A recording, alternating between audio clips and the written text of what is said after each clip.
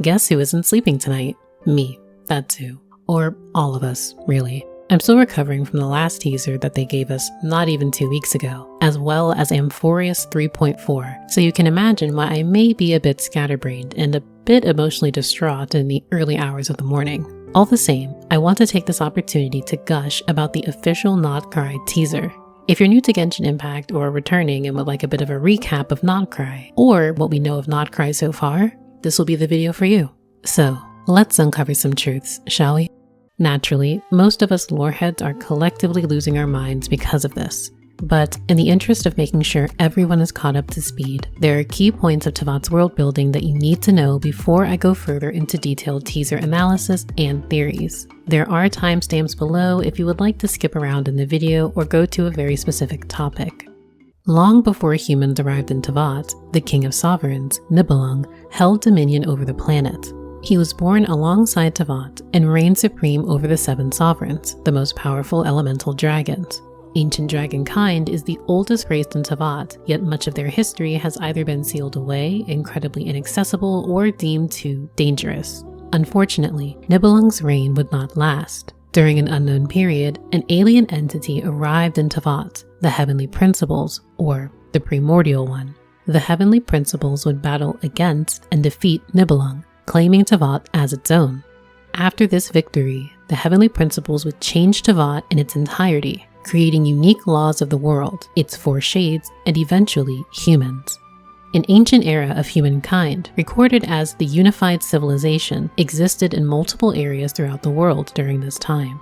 Despite suffering defeat at the hands of the Heavenly Principles, Nibelung refused to accept the outcome. He would depart Teyvat for an unknown amount of time before returning to battle the progenitor god for revenge. Now imbued with power from the abyss, Nibelung, alongside the 7 sovereigns, would fight in a 40-year-long war against the Heavenly Principles and its 4 shades. This war was known as the Great War of Vengeance and caused catastrophic damage to the world. It would ultimately claim Nibelung's life while also greatly damaging the Heavenly Principles. In an attempt to mend the world after the Great War of Vengeance, the Heavenly Principles cast down multiple celestial nails to mend the devastation brought by forbidden knowledge and power that Nibelung brought from beyond the stars. However, multiple civilizations perished at the destruction these nails caused. To this day, the Heavenly Principles remains inactive and is still in recovery.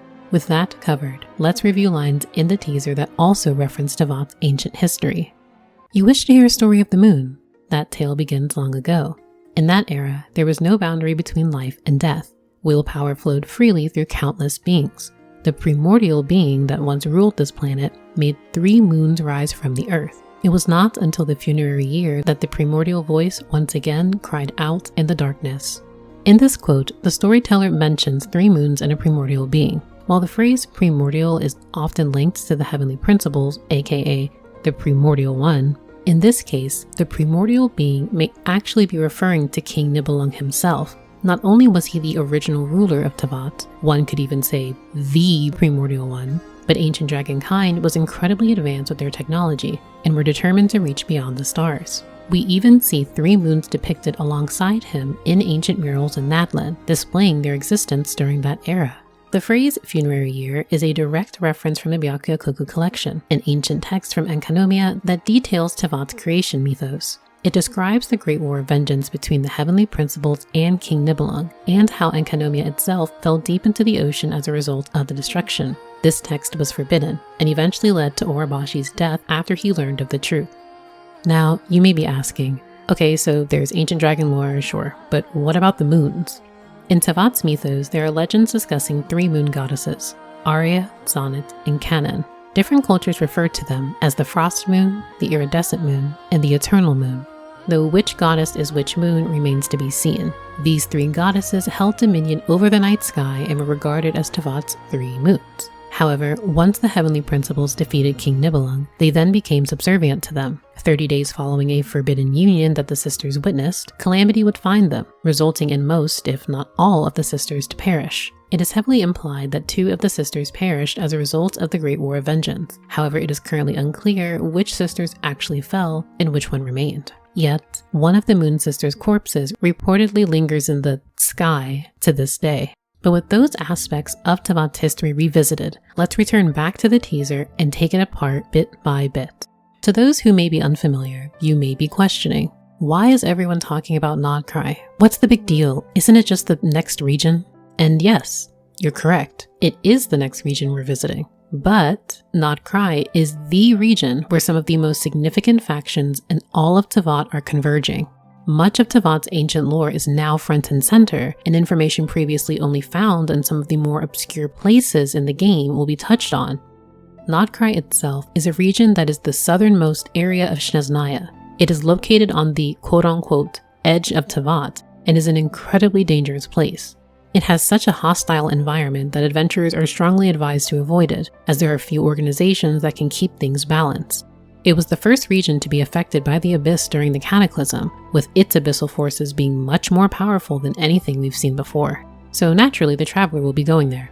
Nod-krai is deeply ingrained with ancient Teyvat history. Yes, every region has its roots and ancient stories, but nod-krai differs in such a way where not only is it so integral to Teyvat's very foundation, but it opens up a wider discussion on how deep this lore rabbit hole really goes.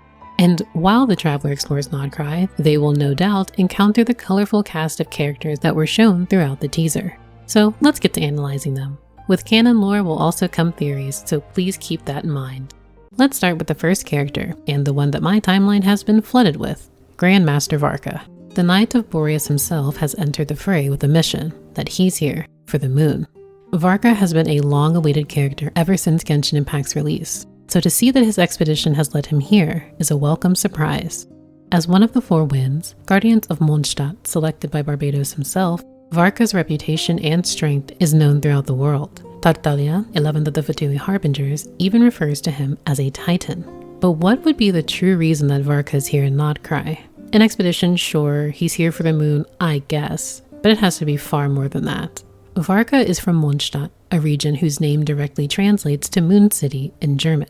I wonder that, perhaps in the ancient past, even before the worship of Istaroth in Barbados, that Mondstadt itself was a region whose unified civilization also worshipped the moons. I also suspect that Varka was sent to nod-krai by Venti not only to monitor the events between the Fatui and the new moon, but perhaps to learn of the lunar blessings that could potentially protect Mondstadt in the coming future. We see just how powerful the Abyss is throughout the world, and how it has taken on a toll recently on both Natlan and nod-krai. Venti himself usually takes a hands-off approach with certain affairs, but protects humanity all the same. To send one of Mondstadt's most powerful protectors really raises my eyebrows. Aino is the next character on this list who makes her appearance. She is a genius inventor and the designer of ineffa. Using various mechanical parts from all throughout Teyvat, Aino is able to create the most powerful machines out of nothing but scrap. Ineffa herself is a mysterious character who exists as a humanoid machine. She has been introduced as a quote-unquote household robot, but the lore side of me tells me she's far more than that. While we're not necessarily unfamiliar with humanoid puppets, prototypes, and non-human characters, Ineffa's design is so strikingly different. Her character introduction is one of the most interesting by far, that I admittedly am too sleep-deprived to get into right now, and her core is directly related to the advanced technology we see from ancient dragonkind. Note that the exact details of her core are redacted, and whenever information is redacted, it often implies something greater. Next to Ineffa and Durin, we see a mischievous Jahoda who mentions that the moon is a far way off. We might go hungry, but at least we have plenty of time. This could be implying that the Kling Kling Krumkake craft shop is seeking to uncover traces of the frost moon itself, or technology that could otherwise benefit them. Commenting that quote-unquote the moon is a far way off could also imply that their plans to retrieve the moon somehow has been met with a hurdle. To then say we have plenty of time despite the dire straits of nod-krai's existence, compiled with the Fatui presence, makes me all the more curious as to what's going on here. After the events of paralogism, Mini Durin has now been given a synthetic human form thanks to none other than his big brother, Albedo. This teaser gave us a great look into his design, and I can't express how much I adore his appearance. We've come a long way since the early days of Dragonspine, so I look forward to when he eventually becomes playable. Please. The original Durin, also known as the Shadow Dragon, was created by Rhine Daughter and was incompatible with Teyvat. Unfamiliar with his own destruction, yet deeply wanting to be in harmony with the rest of the world, Barbados and Dvalin had no choice but to end his life lest he caused more chaos. Anders' daughter, codenamed M of the Hexen Circle, would later write a version of the historical Durin in one of her stories. This mini Durin shared a similar fate to the real Durin. However, after being blessed by notable persons in Simulanka and discovering new friends, he left to embark on a new journey far from Simulanka itself. Durin's role in nod-krai is one that intrigues me the most. We know that his story will involve Albedo, the Traveler, and even the hero, Wanderer, but I'm curious to see what and how that will unfold. Our newborn humanoid pyro baby dragon is here to stay, and I'm anxiously awaiting to learn more about him. Speaking of fire, this is the moment where I feel it'd be the most appropriate to talk about flins. Flins is a Lightkeeper, and the Lightkeepers are an ancient organization in nod-krai that has remained in an ongoing battle against the Abyss. They were originally founded by the first Torch Forger and, alongside the Frost Moon Scions, wielded the power of the Frost Moon to protect their land. Swearing an oath of eternal fidelity to the Tsaritsa, the Lightkeepers vowed to protect both nod-krai and Snezhnaya from the forces of the Abyss, while keeping nod-krai's independence. Their power has unfortunately waned over the years due to the Abyss's relentless onslaught, but they retained their honor and continued to fight. In the teaser trailer, we see that a name appears on the tombstone in the grave that Flins is defending. It translates to, in sacred tribute to Chudomir the Arnivalkea, which is an honor to Flynn's late father. In Finnic mythology, the term Arnivalkea references a will-o'-the-wisp, which are ghost lights that are commonly depicted in graveyards or marshes. Some myths state that they guard treasure and lead travelers to safety, while others warn of their lingering in an effort to misguide adventurers on their journey. Seelies have always looked very similar to will-o'-the-wisps and are known to guide travelers to treasure. Could this be implying that a Seelie fought alongside with and/or were a part of the Lightkeepers? Did one of Flynn's ancestors fall in love with an ancient Seelie? It has happened before, so I wouldn't rule out any possibility given what we know. Additionally, Flynn's name may be in reference to an alleged Slavic deity of the same name who reportedly had a deceased figure and held a staff with a burning torch. Presumably, worshippers of said deity would revive if they passed on to the afterlife. From design alone, Flynn's has easily become one of my favorites. No, I do not have a type. Columbina and Il Dotore are not the only harbingers in nod-krai. Sandrone is a proud young woman who is often deeply engrossed in her automaton research. She appears to be wholly uninterested in matters that are not related to said research, and even remarks recently that the Frost Moon Scions will pose no threat to the Fatui regardless of their efforts. She bears a striking resemblance to Marianne Guillotin of the nod-krai Institute, who was the younger sister of Alain Guillotin. Alain was a mechanical genius and prodigy who studied both Conrian and Deshret technology. During a mission for the nod-krai Ordo, Marianne would unfortunately lose her life due to fatal injuries caused by an explosion. I say this all to say that Marionette purposely looks the way she does because it's intended. Sandrone herself is not human, she is a puppet. Marionette means puppet. And we see the amount of clockwork mecha machinery that exists in her design. Her assistant that carries her around is also a clockwork mecha, and the large structures we see throughout nod-krai may be some of her own inventions. All of the Catherine androids bear a striking resemblance to her design as well. I personally theorize that the Sandrone we see is in fact in the visage of the original human Marianne, but it is not actually her. Perhaps she was created by her brother and contains the fragmented memories of who the original Marianne was. Maybe she now exists as a separate entity through one means or the other. Either way, I think we'll be in for a treat. Lauma, likely named after the guardian woodland spirits in Baltic mythology, is an emissary of the Frost Moon Scions. We watch her perform a ritual to the Frost Moon herself, requesting both aid and protection. The Frost Moon Scions, also known as Moon Children, originally lived in the ancient civilization of Golden Hyperborea. Hyperborea was mentioned through the Ballad of the Fjords, nod-kroi's questline series, and most recently, the finale of the Deep Galleries artifact set. It was presumably one of the oldest civilizations to date, as notable historical figures such as the first angel and the Voyager traversed here during the time where angels still existed. Unfortunately, as with many ancient civilizations in Teyvat, it would eventually meet its end. A celestial nail would descend from the heavens onto it as a result of multiple acts of rebellion and ambitions of delusion. Alongside the Lightkeepers and the Hexen Circle, of course, the Frost Moon Scions are the faction I'm the most interested in learning about. Nefer is next on this list, and admittedly a very curious one. She has a striking bright green color palette and appears to have serpentine-like traits sprinkled throughout her character. Most notably, she has what appears to be the Eye of Ra as a tattoo underneath her right eye. The Eye of Ra, also known as the Eye of Horus and the All-Seeing Eye, is a symbol of protection in ancient Egypt. It has also been depicted as its own entity, but remains as an extension of Ra's, the ancient Egyptian god of suns, power. This symbol is also referred to as the Veget Eye. Hopefully this rings some bells because we've received items of this exact name in Genshin before, specifically during the Sub-Zeru's festival for Nahida's birthday. The eye was originally gifted to Lesser Lord Kusanali as a surprise gift by the Goddess of Flowers and King Deshret. The Goddess of Flowers granted the Kvar Rena to protect the rainforest, whereas King Deshret gifted the eye to record the memories of them all together. The Veget Eye records information and memories to this day. Given that the Veget Eye itself records memories and therefore holds information, could add a little weight onto Nefer's comments about her being a storyteller. But I'm curious to know all of the storyteller's stories.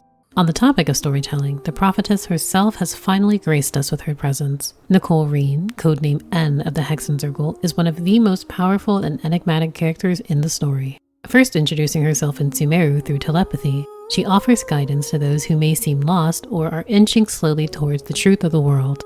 She has unique, star-shaped pupils, elven-like ears, and beautiful golden wings. It's possible that Nicole herself could be an angel, or, at the very least, used to be one. We learn from Skirk that Nicole witnessed her entire race self-destruct, and that she herself either evolved or regressed into a human. After the betrayal of the first angel, the remaining angels were cursed, devolving into Seelies and stripped of both their beauty and form. Sadly, most angels were killed during the Great War of Vengeance, with very few remaining in the world today.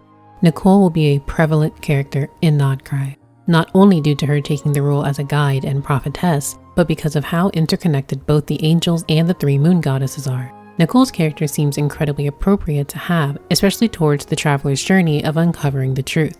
In the teaser, we listen to a chilling comment. Now, beyond the moonlight's reach, an ancient shadow brandishes its hunting claws, taking aim at the stars. I think this warning could mean multiple things, but two are the most prominent in my mind. One, that the wild hunt, or the abyss, is going to be fiercer than ever before, and this time with the goal to completely shatter what is left of the firmament. And two, that there is a deeper and much more threatening plan here, namely, that Nibelung is returning. Specifically, that he will be reborn and either lead the wild hunt not only on their conquest of the stars, but to completely reclaim Teyvat from the heavenly principles, or something even deeper than that. Nibelung has always believed that his people would be so advanced that they would be able to go beyond the stars and sky. Not to mention, all of the sovereigns are destined to be reincarnated. To bring this back to Nicole, however, she is absolutely one of the most anticipated characters for me, and I can't wait to see more of her. Her design also loosely reminds me of Colette Brunel from Tales of Symphonia, a character who was one of my absolute favorites growing up. If you know, you know. Of course, we can't not talk about the star of the teaser herself, third of the Fatui Harbingers, Columbina, codenamed Damselette. She is one of the most powerful harbingers in the Tsaritsa's military, and reportedly has power comparable to that of a god. Under the Pale Star Edict, the Fatui are to retrieve her from nod-krai no matter the cost. For years, it has been speculated that Columbina could be a Seelie, and more recently, possibly an angel survivor.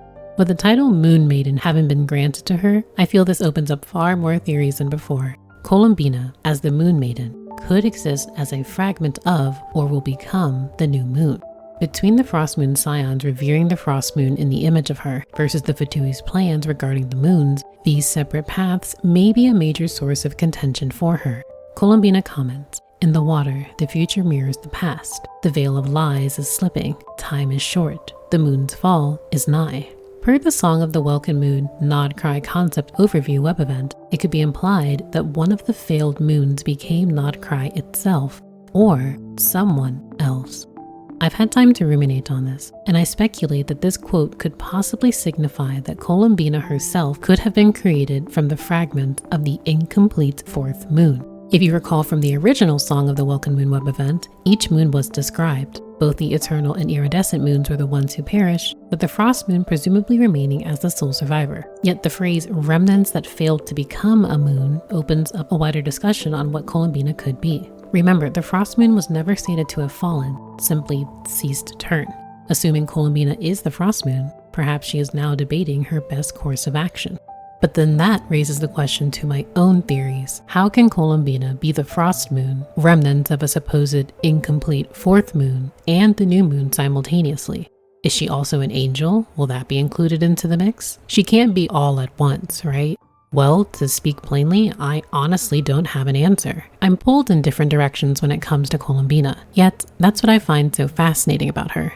The Moon Maiden can be any multitude of things, and I love exploring any and all possibilities. Columbina stating the veil of lies is slipping easily points toward the reality of the false sky, but also the ramifications that could come along with it. Should the illusion of the false sky be shattered, that moon will also fall. What happens when a moon falls, illusion or not? Does she know what will happen to the state of Teyvat once the illusion completely shatters? Notice that as she mentions the moon falling is nigh, the sea of blue flowers quickly becomes a deep crimson, adding to the severity of just how dire the situation is. This also would lean into, once again, the veil unraveling. The illusion is shattering. Something that I find incredibly interesting from the promotional artworks that we see is how Hisi Island has an illusory reflection of what appears to be a different space. Fate, astrology, the stars, and the truth are all deeply connected with water, so Columbina's words are even more haunting than ever. The sky that we see in this image doesn't appear to be a sky. It looks like a separate space, or even an ocean. I know I've mentioned countless times how excited I am about the story, but Columbina's is by far the most important and one I am the most hyped about out of everyone. Also, as an added note, I desperately need this flower field to be a trounce domain boss arena for when we inevitably fight Columbina for the future of Teyvat and nod-krai. The moment I saw this area, I immediately thought of the moon presence from Bloodborne. Please give me a moon-based boss fight. After years of teasing, we finally have full visuals for Alice. Alice has granted us so much information about Teyvat as a whole and only continues to give us more. Despite her chaotic nature that has clearly and so lovingly been passed down to her daughter, she remains an important ally in the traveler's journey. In the teaser, she's delivered a paper crane that has 3 names written in Teyvat's Latin-based language. Decoded, the names read Arelos, Solnari, and Canon, which are presumably the true names of the 3 moon goddesses, Aria, Sonnet, and Canon. Of the 3 names, Solnari is the one that immediately stands out to me. This is because the title Rashir of Solnari belongs to one of the 5 centers of Conria, Rerir. While Rashir of Solnari has no immediate translation in English, the title translates into quite a few different titles in other languages. It can be read as Moon Hunter, Avenger of the Moon, Lunar Avenger, Lunar Hunter, and so forth. Depending on the context, the title could be either in protection of or pursuit of a moon. This is incredibly on the nose given the current context of nod-krai. In the new Stygian Onslaught game mode, the weapon skins players can obtain are all weapons of the 5 centers. Rerir's polearm, titled Shattered Moon, glimmers with the power of death, Renova's power. So then, what does it mean that Rerir is titled the Moon Hunter? Well, as one of the 5 centers, I will never rule out the possibility that any of them wouldn't aim to eliminate a moon. All the same, it could be possible that through some means or another, Rerir would seek to avenge a moon for his own reasons. Alice herself is close friends with one of the 5 centers, Rhindaughter. It makes me wonder just how much Alice may know about the center's secrets. At the same time, we can imagine just how powerful she is as an elder of the Hexen Circle and sustainer of the world's borders. She tolerates Skirk so long as she does not interfere with the world's affairs too much, and is regarded as a near omnipotent sorceress by Albedo. I think it's safe to say that if anyone were to get too out of line, Alice would have quote-unquote some cleaning up to do. All in all, seeing her here was an excellent send-off to this teaser. Whoever continues to deliver. As overwhelmed as I am about the sheer amount of information we're receiving, it pales in comparison to how excited I actually am about new content. But again, this video is already long enough, and I desperately need to go to sleep. If you've enjoyed this video, please consider liking it and subscribing to my channel for more future Genshin Impact lore content. I look forward to talking to everyone about more theories, and if you have your own, be sure to leave it in the comment section down below. Until next time, be safe, travelers. May you uncover the hidden truths of the world.